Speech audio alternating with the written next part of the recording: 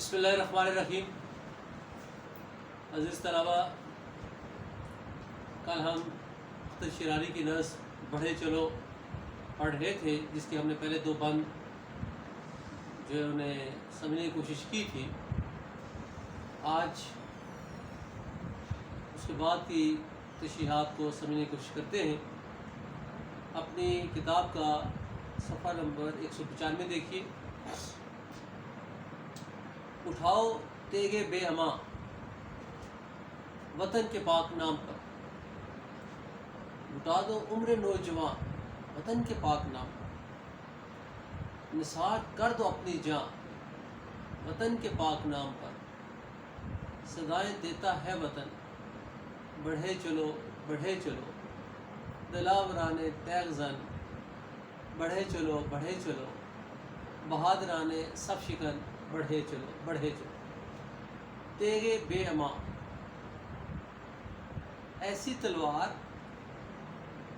ایسی تیز تلوار جس سے سب پناہ مانگے، یعنی وہ تلوار جس کی دھاک، جس کا روب، جس کا دبدبہ دشمنوں پر مسلط ہو چکا ہو۔ عمر نوجواں، جوانی کی عمر، جذبوں کی عمر، تمناؤں کی عمر، زندگی سے محبت کی عمر، ہنسی خواب لیے زندگی بسر کرنے کی عمر۔ تو بیان کرتے ہیں کہ اے وطن کے نوجوانوں، اے وطن کے مجاہدوں، اے وطن کے سپاہیوں، تمہیں اب اپنی وہ تلوار جس کی تیز دھار دشمن پر ٹوٹ پڑنے کو تیار ہے، اسے اٹھا لو، اور تمہارا یہ تلوار اٹھانا وطن کی محبت لیے ہو۔ یہاں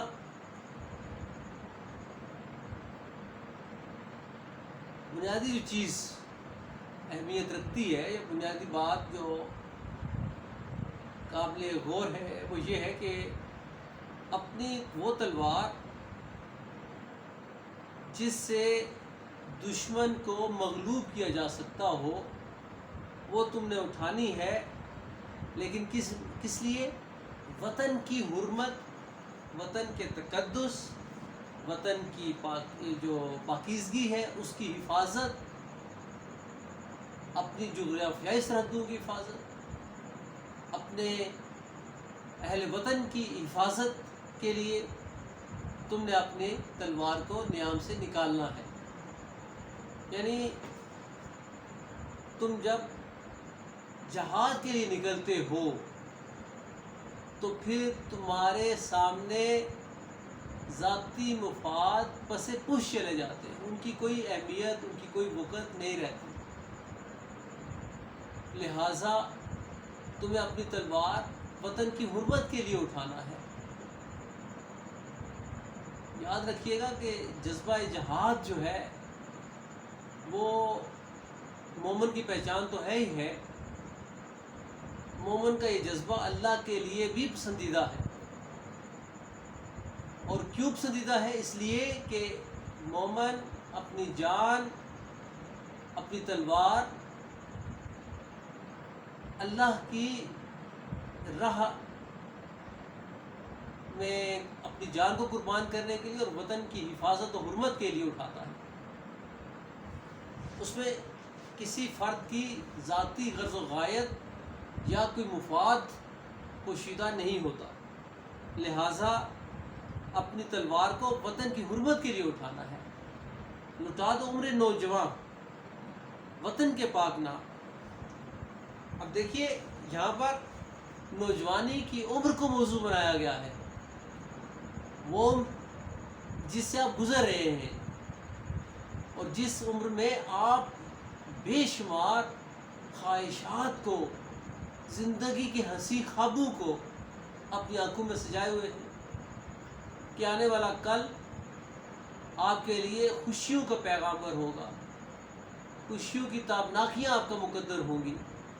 تو یہ عمر تو جذبوں کی، خواہشوں کی اور جینے کی محبت کے جذبوں سے لبریز ہوتی ہے. اور شاعر کیا بات کر رہے کہ اپنی عمر کو نچھاور کر دو اپنے وطن کے اوپر، اسے لٹا دو وطن کے لیے. یعنی جس طرح سے جوانی کی عبادت کو ایک بڑی قبولیت ہے کا مقام حاصل ہے، اسی طرح سے جوانی میں اللہ کی راہ میں جہاد کرنے میں اٹھنے والے قدم جو ہیں ان کی بڑی قدر و اہمیت ہے. دیکھیے جان تو کسی نہ کسی طور جان آفری کے سپرد کرنا ہے. اگلے مصرے میں دیکھیں، نثار کر دو اپنی جان وطن کے پاک نام، کہ اپنی جان کو نچھاور کر دو وطن کا. تو بعد میں یہ کر رہا تھا کہ جو زندگی ہے وہ تو آخر کار ختم ہونا ہے. کل نفس ذائقۃ الموت، ہر انسان نے موت کی دہلیز پہ قدم رکھنا ہے، موت کا ذائقہ چکھنا ہے، جسم و روح کا تعلق ختم ہونا ہے اور عالم فنا سے عالم بقا کی طرف جانا ہے. اسے بحیثیت مسلمان یہ ہمارا جزو ایمان ہے، اور انسان کسی بھی مذہب سے تعلق رکھنے والا ہو اور دنیا کی محبت اس پر کتنی غالب ہو، آخر موت تو مقدر ہونا ہی ہے. تو مسلمان کی موت میں بھی مقصد پوشیدہ، یعنی کہ اپنی موت، اپنی زندگی کو رائے گاہ نہیں جانے دینا. زندگی کا کوئی مقصد ہونا چاہیے. اور سب سے افضل مقام کیا ہے زندگی میں مقصد کے ہونے کا؟ کہ انسان اپنی زندگی کو اللہ کے لیے، اللہ کے نام کی سربلندی کے لیے، اپنے وطن کے لیے، اہل وطن کے لیے نچھاور کر دے. یہ زندگی کا بڑا مقصد ہے، کیونکہ یہ وہ اللہ کی راہ میں جان دینا یا وطن کے لیے جان دینا وہ رویہ، وہ جذبہ ہے جس میں ہمیشہ کی زندگی ہے، فنا نہیں ہے اس میں. اب وہ یہاں جو کہہ رہے ہیں کہ صدائیں دیتا ہے وطن، بڑھے چلو بڑھے چلو، کہ وطن تمہیں پکار رہا ہے، وطن کی محبت تمہیں پکار رہی ہے، صدائیں دے رہی ہے. کیوں صدائیں دے رہی ہے؟ یہاں وطن کا صدائیں دینا ایک بڑے پس منظر کو لیے ہوئے ہیں. آپ اس حقیقت سے آگاہ ہیں کہ جب انسان اغیار کے زیر تسلط زندگی بسر کرتا ہے یا غلامی کی زندگی بسر کرتا ہے تو اس سے بڑھ کر ذلت کی زندگی کوئی نہیں ہوتی. ایک پہلو تو یہ ہوا. اور دوسری بات یہ کہ اگر غاصب قوتیں، ظلم و جبر کی قوتیں آپ کے وطن کی جانب میلی آنکھ سے دیکھتی ہیں یا حملہ آور ہوتی ہے، تو اس صورت میں جہاں جغرافیائی سرحدیں غیر محفوظ ہو سکتی ہیں، وہیں وطن کی عزت، ناموس، حرمت پر بھی حرف آ سکتا ہے. ہماری مائیں، بہنیں، بیٹیاں، بزرگ اپنے نوجوانوں سے، اپنے مجاہدوں سے، اپنے سپاہیوں سے ہمیشہ سے یہ امیدیں وابستہ کی ہوتے ہیں کہ جب تک یہ موجود ہیں ان کی طرف کوئی آنکھ اٹھا کر نہیں دیکھ سکتا۔ ایسے ایک بات ذہن میں رکھیے گا کہ اگر کوئی برملا اظہار کرتا ہے تب بھی، اور اگر کوئی اظہار نہیں کرتا تب بھی، ان جو ہم سے امیدیں وابستہ کیے ہوتے ہیں، نوجوانوں سے جو امیدیں وابستہ کیے ہوتے ہیں، ان کے شعور میں یہ بات نقش ہوتی ہے کہ یہ نوجوان اہل وطن کے لیے اپنی تمام صلاحیتوں کو بروئے کار لائیں گے، اور اس کے لیے انہیں کوئی باقاعدہ ترغیب نہیں دی جاتی، باقاعدہ کوئی اس کے لیے ایک موٹیویٹ نہیں کیا جاتا کہ تم نے جو ہے اپنی جان کو نچھاور کرنا ہے۔ ان کی زندگی، بلکہ یوں کہیے کہ ان کے خمیر کے اندر یہ بات موجود ہوتی ہے کہ جس منصب پر وہ موجود ہیں اس کی یہ ذمہ داری ہے کہ وہ اس سے عہدہ برا ہوں۔ اب جو لوگ وطن کی حفاظت پر مامور ہوتے ہیں، یوں کہہ لیجیے کہ وطن کی حفاظت کے لیے ہر لمحے تیار رہنا یہ ان کی زندگی کا اوڑھنا بچھونا ہوتا ہے۔ اب دیکھیے کہ ہمارے کتنے ہی نوجوان جو ہیں جن کا تعلق براہ راست آپ کے ادارے سے ہے، وہ اس وقت پاکستان کے کئی عسکری اداروں میں فرائض انجام دے رہے ہیں، اور یہ بات میرے لیے، آپ کے لیے باعث فخر ہے کہ ان میں سے کتنے نوجوان وطن کی عزت و حرمت پر اپنی جان نچھاور کر چکے ہیں، اور ان کے والدین سے جب ہم ملتے ہیں تو کہیں پچھتاوے کا احساس نہیں ہے کہ ان کا بیٹا ان سے جدا ہو گیا۔ ایک خوشی کا، ایک احساس تفاخر جو ہے ان کے ہاں ان کے چہروں سے جھلکتا ہے کہ جان تو اللہ کی دی ہوئی تھی تو اسی کی راہ میں چلی گئی، اللہ کا شکر ہے کہ جان رائے گاہ نہیں گئی، کسی بڑے مقصد کے لیے کام آئی۔ تو یہاں پر وطن کا صدائے دینا کہ وطن کو، اے نوجوانوں تم سے بڑی امیدیں وابستہ ہیں، تم نے اپنی جان کو نچھاور کرنا ہے، اپنی زندگی کو نچھاور کرنا ہے۔ کیوں نچھاور کرنا ہے؟ کہ اہل وطن اور اہل وطن کی امیدیں تم سے وابستہ ہیں۔ اور آخر میں پھر وہ ٹیپ کا مصرع، دلاورانے تیغ زن بڑھے چلو بڑھے چلو، بہادرانے صف شکن بڑھے چلو بڑھے چلو، کہ اے بہادرو تم جو اپنی تلوار لیے دشمن کے مقابل ہو، تمہیں آگے بڑھنا ہے اور بڑھتے ہی چلے جانا ہے۔ پیج نمبر 196، آخری بند دیکھیے گا۔ سپاہیانہ زندگی جو قسمت سعید ہے، تو رزم گاہ کی موت بھی سپاہیانہ عید ہے۔ جیا تو فخر قوم ہے، مرا تو وہ شہید ہے، سرو سے باندھ کر کفن بڑھے چلو بڑھے چلو، دلاورانے تیغ زن بڑھے چلو بڑھے چلو، بہادرانے صف شکن بڑھے چلو بڑھے چلو۔ سپاہیانہ زندگی ایک سپاہی کی زندگی، سپاہی کی زندگی کیا ہوتی ہے؟ وطن کے لیے جینا، وطن کے لیے مرنا۔ قسمت سعید، خوش قسمتی، یہ مومن کی شان ہے کہ وہ اپنی زندگی کو سپاہیوں کی طرح بسر کرے اور وطن پر نچھاور کرے۔ رزم گاہ، میدان جنگ، سپاہیانہ عید، ایک سپاہی کی عید۔ تو کیا بات کر رہے ہیں کہ سپاہیانہ زندگی جو قسمت سعید ہے، وہ لوگ بڑے خوش نصیب ہیں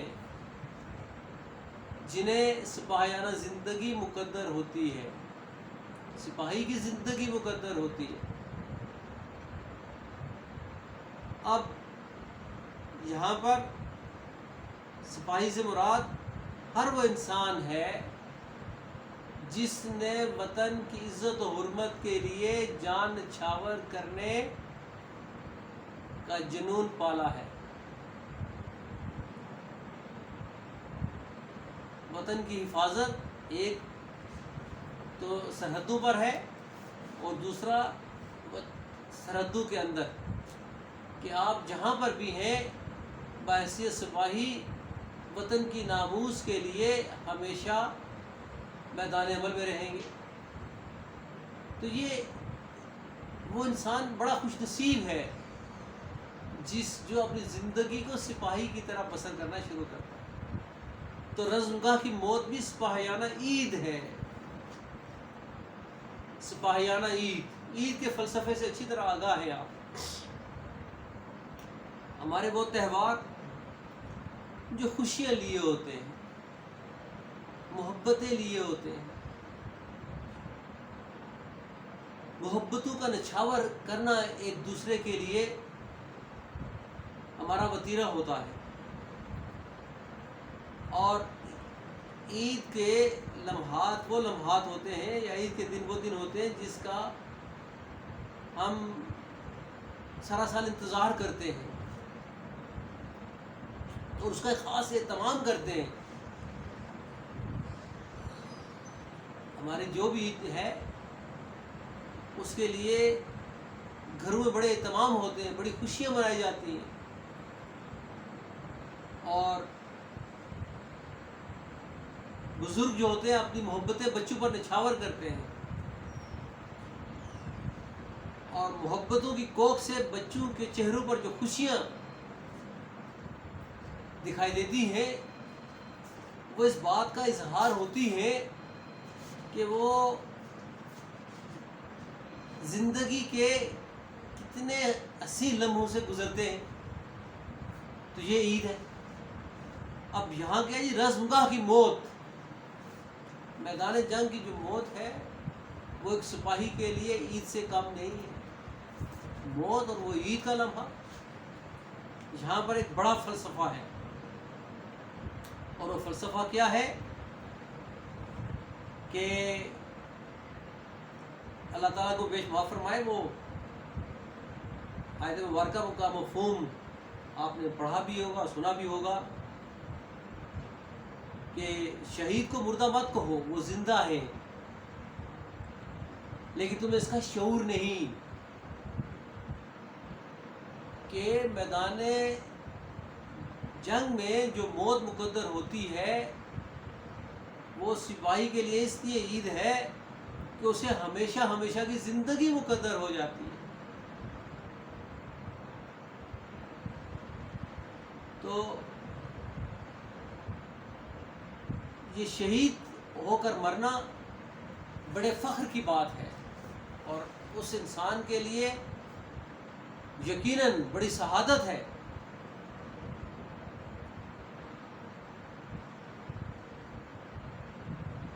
جو انسان اللہ کے پسندیدہ بندوں میں شمار ہوتا ہے،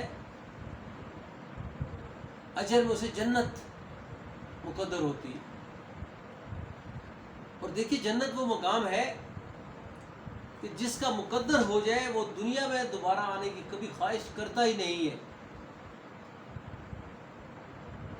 کہ زندگی کا حاصل مل گیا۔ لیکن کیا عجیب بات کہ جس انسان نے میدان جہاد میں شہادت پائی ہے، عظیم موت اس کا مقدر ہوئی ہے، وہ یہ خواہش کرتا ہے کہ اسے اگر 10 زندگیاں بھی ملتی ہیں تو ہر زندگی میں میدان جنگ میں، رزمگاہ حق و باطل میں اپنی جان نچھاور کر دے۔ کہ شہادت میں جو لطف ہے وہ جنت کے لطف و کرم سے کہیں بڑھ کر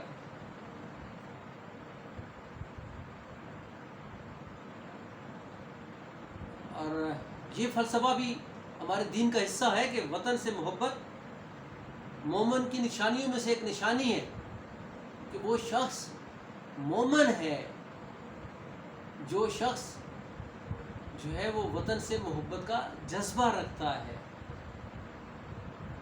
کیوں؟ جیا تو فخر قوم ہے، مرا تو وہ شہید ہے، اگر وطن کی حفاظت کرتے ہوئے بچ گیا، زندہ رہا تو غازی کے مرتبے پر فائز ہوگا، وہ بھی باعث فخر ہے۔ اور اگر میدان کارزار میں کام آ گیا تو وہ شہید ہے۔ سروں سے باندھ کر کفن بڑھے چلو بڑھے چلو، کفن باندھنا ہر لمحے موت کے لیے تیار ہونا، ہر لمحے موت کے لیے تیار رہنا، یہ کفن باندھنا ہے۔ تو پھر وہی آگے ٹیپ کا مصرع جسے ہم پہلے بھی دہرا چکا کہ دلاوران تیغ زن بڑھے چلو، بہادرانے سب شکن بڑھے چلو بڑھے چلو۔ ایکسرسائز کا جو آخری حصہ ہے آپ کا، اس میں دیکھیے کہ مسدس ترجیح بند، مسدس کے ہر بند کا تیسرا شعر اگر من و عن دہرایا جائے تو اسے ٹیپ کا شعر، اور ایسی مسدس کو مسدس ترجیح بند کہتے ہیں۔ یعنی کہ وہ 6 مصرے، وہ 3 اشعار جس کا آخری شعر بار بار دہرایا جائے اسے ٹیپ کا شعر کہتے ہیں، اور ایسی مسدس جس کے اندر ٹیپ کا شعر مسلسل چلتا ہے اسے مسدس ترجیح بند کہتے ہیں۔ تو یہ جو بھی ہم نے نظم پڑھی ہے یہ مسدس ترجیح بند میں ہے کہ اس میں بار بار ٹیپ کا شعر دہرایا گیا ہے۔ ذہن میں رکھیے گا کہ ہمارے نصاب میں جو ہے وہ اس نظم کا خلاصہ نہیں ہے، مرکزی خیال ہے۔ آپ بھی کوشش کیجئے گا کہ اس کا مرکزی خیال لکھیے۔ جب باہم ملاقات ہوگی تو پھر انشاءاللہ تعالی مزید جو پڑھنے پڑھانے کے سلسلے ہوں گے اس میں مزید ربط و ضبط آئے گا۔ تب کے لیے اجازت چاہوں گا۔ اللہ حافظ۔